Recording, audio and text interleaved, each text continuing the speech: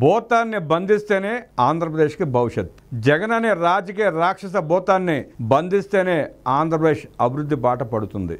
జగన్ రెడ్డి భూతం రాష్ట్ర అభివృద్ధికి, రాష్ట్ర రాజకీయాలకు పెన్ను శాపమే.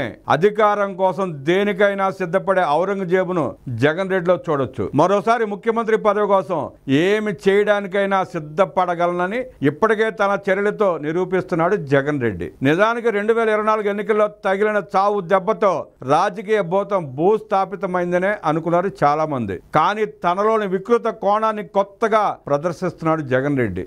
ఎన్నికల్లో దారుణ ఫలితాలు చూసిన తర్వాత ప్రజా నిర్ణయానికి విలువ ఇవ్వకుండా కూటమి ప్రభుత్వం పైన దాడిని ఉధృతం చేయడం అతని సహజ నైజానికి అద్దం పట్టేదే. వంచన రాజకీయాలతో ప్రజా ప్రభుత్వంపై వ్యతిరేకత తేవాలన్న జగన్ లక్ష్యం నెరవేరితే రాష్ట్రానికి పెను ప్రమాదం పొంచి ఉన్నట్టే. ఎన్నికలలో గోదాలోకి దిగే అవకాశం లేకుండా అవినీతి, మనీ లాండరింగ్ వంటి కేసుల్లో శిక్ష పడిన నాడే రాష్ట్రానికి జగన్ రెడ్డి భూతం నుంచి ప్రమాదం తప్పినట్టు. అప్పటి వరకు ఆ భూతం రాష్ట్ర రాజకీయాలను వదిలిపెట్టదన్నది సత్య దూరం కాదు. అధికార దాహంతో వికృత ఆలోచనలు, శవాలు, అబద్ధాలే ఆయుధాలుగా మళ్ళీ జనంలోకి వస్తున్నాడు జగన్ రెడ్డి. జగన్ రెడ్డి అధికారం దక్కలేదని అక్కసుతో ఆయనలో అరాచకం, క్రూరత్వం మరింత పెరిగినట్టే కనిపిస్తా ఉంది. జగన్ రెడ్డి వంటి దుర్మార్గపు రాజకీయాలను ఉపేక్షిస్తే రాష్ట్ర ప్రగతికి, లక్ష్య సిద్ధి కోసం అడుగులేస్తున్న కూటమి ప్రభుత్వానికి తదనుగుణంగా రాష్ట్రానికి తీవ్ర నష్టమే.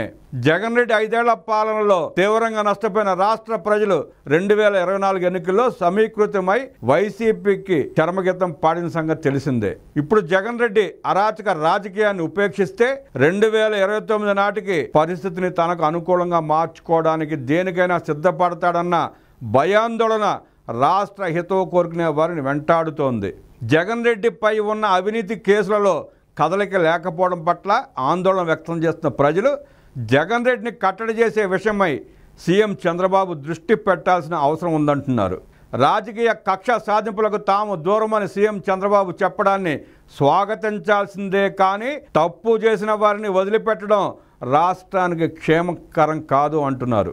రాజకీయ ప్రత్యర్థులను కట్టడి చేయడానికి తప్పు చేయకున్నా ఏం చేయవచ్చునో జగన్ రెడ్డి చేసి చూపించాడు. ఇప్పుడు రాష్ట్ర భవిష్యత్తుకు భరోసా కావాలంటే తప్పుడు మార్గాలు అనుసరించే రాజకీయాలను నియంత్రించక తప్పదంటున్నారు ప్రజలు. రాష్ట్రం ప్రశాంతంగా ఉండకూడదు, రాష్ట్రానికి పెట్టుబడులు రాకూడదు. ఇది జగన్ రెడ్డి లక్ష్య సాధన. అందుకే మీరు నా వెనక నడవండి, నాయకత్వం వహిస్తానంటూ రౌడీలు, గూండాలు, బెట్టింగ్ బ్యాచ్లను వెనకేసుకుని వస్తున్నాడు. కూటమి ప్రభుత్వం మెతక వైఖరి, సమన్వయాన్ని చులకనగా తీసుకుని అరాచకం, విధ్వంసం, దాడులతో ప్రజలను భయభ్రాంతులకు గురి చేస్తున్నాడు. అధికారంలో ఉన్నప్పుడు పోలీసు వ్యవస్థను వాడుకుని తప్పుడు కేసులతో భయపెట్టాడు. అధికారం పోయాక మరోసారి భయపెట్టేందుకు పరామర్శల పేరిట రౌడీలు, బ్లేడ్ బ్యాచ్లు, గంజాయి, బెట్టింగ్ బ్యాచ్లకు మద్దతుగా నిలుస్తున్నాడు. పరామర్శల పేరుతో రాష్ట్రంలో శాంతి భద్రతల సమస్యను సృష్టిస్తున్నాడు. రాష్ట్రంలో హింసను ప్రేరేపించేందుకు చంపేయండి, పొడి చేయండి, నరికేయండి, వార్ డిక్లేర్ అంటూ ప్లేకార్డులు ప్రదర్శించడమే అందుకు నిదర్శనం. గంజాయి, బెట్టింగ్, రౌడీజం చేసేవారికి విగ్రహాలు పెట్టడం అనే కొత్త సంస్కృతికి జగన్ రెడ్డి తెరలేపడం వెనుక అసలు వ్యూహం అదే. రాష్ట్రంలో పరామర్శల పేరిట మళ్లీ శవరాజకీయాలు ఊపందుకుంటున్నాయి. జగన్ రెడ్డి ముఖ్యమంత్రిగా ఉన్నప్పుడు అనేక సంఘటనలో ఎంతో మంది కన్నుమూశారు. అప్పుడు జగన్ రెడ్డి ఏ ఒక్కరి పరామర్శకు వెళ్లలేదు. తిరుపతి రుయా ఆసుపత్రిలో ఆక్సిజన్ అందక 21 మంది చనిపోయారు. అన్నమయ్య ప్రాజెక్టు గేట్లు కొట్టుకుపోయి 33 మంది మృతి చెందారు. గోదావరిలో కచ్చలూరు వద్ద బోటు ప్రమాదంలో 39 మంది ప్రాణాలు కోల్పోయారు.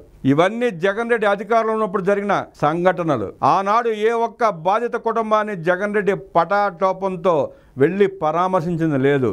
ఇప్పుడు పదవి పోగానే పరామర్శల పేరిట ప్రజల్లోకి వచ్చి ఇష్టానురీతిన మాట్లాడుతూ శాంతి భద్రతల సమస్య సృష్టిస్తున్నది జగన్ రెడ్డే. తిరిగి ప్రభుత్వాన్నే తప్పుబట్టం జగన్ మార్క్ రాజకీయం.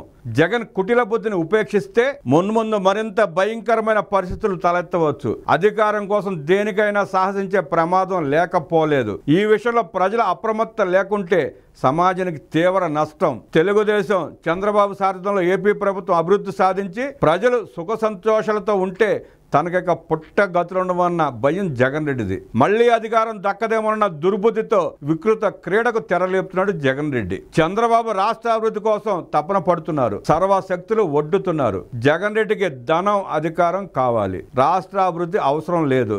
రాష్ట్రం ఏమైపోయినా పర్వాలేదు, అందుకోసం ఎంతకైనా తెగించే వ్యక్తి జగన్ రెడ్డి.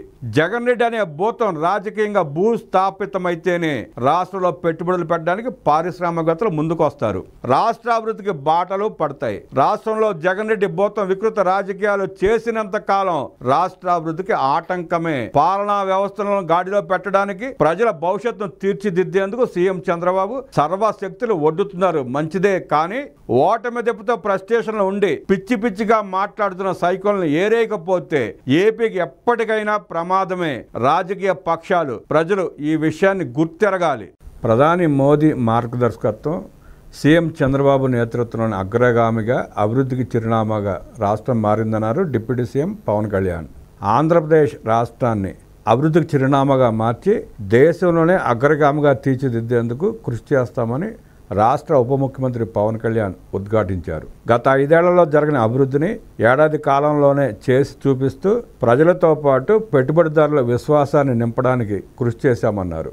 రానున్న 4 ఏళ్లలో ఇంతకు రెట్టింపు అభివృద్ధి కార్యక్రమాలు చేపడతామని ఈ సందర్భంగా పవన్ కళ్యాణ్ తెలిపారు. డిప్యూటీ సీఎంగా వివిధ శాఖలకు మంత్రిగా బాధ్యతలు స్వీకరించి ఏడాది గడిచిన సందర్భంగా సుపరిపాలనకు ఏడాది పేరుతో 20 పేజీలతో కూడిన 2024-2025 సమగ్ర అభివృద్ధి నివేదికను పవన్ కళ్యాణ్ ప్రకటించారు. ఏడాది క్రితం జరిగిన సార్వత్రిక ఎన్నికల్లో ఎన్డీఏ కూటమి విజయానికి అండగా నిలిచి రాష్ట్రానికి బానిస సంఖ్యల నుంచి విముక్తి చేసిన ప్రతి ఒక్కరికి కృతజ్ఞతలు తెలిపారు. 2019 నుంచి 2024 వరకు రాష్ట్రం నియంతృత్వ పాలకుల పాలనలో నలిగిపోయిందని ఆవేదన వ్యక్తం చేశారు. అభివృద్ధికి దూరమై శాంతి భద్రతలు క్షీణించి యువత భవిష్యత్తుపై నీలి మేఘాలు కమ్ముకొని మహిళలకు రక్షణ కరువై రాజధాని నిర్మాణం ఆగిపోయిన సమయంలో ప్రజలు కూటమికి అధికారం కట్టబెట్టారన్నారు. రాష్ట్రాన్ని రక్షించేందుకు, ప్రజాస్వామ్య పాలన పునరుద్ధరించేందుకు ప్రధాని మోదీ 4.5 దశాబ్దాల సుదీర్ఘ రాజకీయ అనుభవం కలిగిన నాయకుడు మన నారా చంద్రబాబు నాయుడు గారి సారథ్యంలో పోటీ చేశామని, అందరి సమిష్టి సహకారంతో ఎన్డీఏ కూటమి 164 స్థానాలతో గెలిచి 94% స్ట్రైక్ రేట్తో చారిత్రాత్మక విజయం సాధించిందని గుర్తు చేశారు. ఇంతటి గెలుపునకు అందించిన ప్రజలకు ఇచ్చిన హామీలను అమలు చేసేందుకు, రాష్ట్రాన్ని అభివృద్ధి బాట పట్టించేందుకు కూటమి ప్రభుత్వం చిత్తశుద్ధితో పనిచేస్తోందని వివరించారు. గత 5 ఏళ్లలో జరిగిన అభివృద్ధిని ఏడాది కాలంలోనే చేసి చూపిస్తూ ప్రజలతో పాటు పెట్టుబడిదారుల విశ్వాసాన్ని నింపడానికి కృషి చేశామన్నారు. రాష్ట్రంలో జరుగుతున్న అభివృద్ధిని, సుపరిపాలనను చూసి నేడు కేంద్ర ప్రభుత్వం సంపూర్ణ సహకారాలు అందిస్తుండటంతో రాష్ట్రం అన్ని రంగాల్లో ముందుకు వెళ్ళిందని తెలిపారు. స్వర్ణాంధ్ర 2047 సాధించే దిశగా అడుగులు వేస్తున్నామని పేర్కొన్నారు. రాజకీయాల్లో ప్రభుత్వంలో పారదర్శకత, జవాబుదారీతనం ఉండాలని పరితపించే వ్యక్తిగా ఏడాది కాలంలో తన శాఖల ద్వారా చేసిన అభివృద్ధిని, సాధించిన విజయాలను ప్రజల ముందు ఉంచుతున్నట్లు పవన్ కళ్యాణ్ తెలిపారు. పంచాయతీరాజ్, గ్రామీణాభివృద్ధి, గ్రామీణ నీటి సరఫరా శాఖ, పర్యావరణం, అటవీ, సైన్స్ అండ్ టెక్నాలజీ శాఖల ద్వారా చేపట్టిన అభివృద్ధి కార్యక్రమాల సమగ్ర నివేదికను ప్రజలందరూ నిశితంగా పరిశీలించి ఎన్డీఏ ప్రభుత్వం చేస్తున్న అభివృద్ధిని గుర్తించాలని కోరారు. రాబోయే 4 ఏళ్లలో ఇంతకు రెట్టింపు అభివృద్ధి చేపట్టి రాష్ట్రాన్ని అభివృద్ధికి చిరునామాగా మారుస్తామని, దేశంలోనే అగ్రగామిగా తీర్చిదిద్దేందుకు కృషి చేస్తామని హామీ ఇచ్చారు. రాష్ట్ర అభివృద్ధికి అన్ని రకాలుగా సహాయ సహకారాలు అందిస్తున్న ప్రధాని నరేంద్ర మోదీ నేతృత్వంలోని కేంద్ర ప్రభుత్వానికి మనస్ఫూర్తిగా ధన్యవాదాలు తెలిపారు. రాష్ట్రంలో కూటమి ప్రభుత్వం చేపట్టిన ప్రతి కార్యక్రమాన్ని ప్రజలకు చేరవేసేందుకు కృషి చేస్తున్న ఉన్నతాధికారులు, ఉద్యోగులను అభినందించారు. రానున్న రోజుల్లో మరింత బాధ్యతగా భవిష్యత్తుని దృష్టిలో ఉంచుకుని ప్రధాని మోదీ మార్గదర్శకత్వంలో సీఎం చంద్రబాబు గారి నేతృత్వంలో సంక్షేమాభివృద్ధి లక్ష్యంగా కూటమి ప్రభుత్వం పనిచేస్తుందన్నారు. పిఠాపురం నియోజకవర్గంలో వేల కోట్ల రూపాయలతో చాలా అభివృద్ధి పనులు పూర్తి చేశామని, రాష్ట్రంలోనే ఆదర్శ నియోజకవర్గంగా తీర్చిదిద్దేందుకు ప్రత్యేక దృష్టి పెట్టామని ఉప ముఖ్యమంత్రి పవన్ కళ్యాణ్ పేర్కొన్నారు.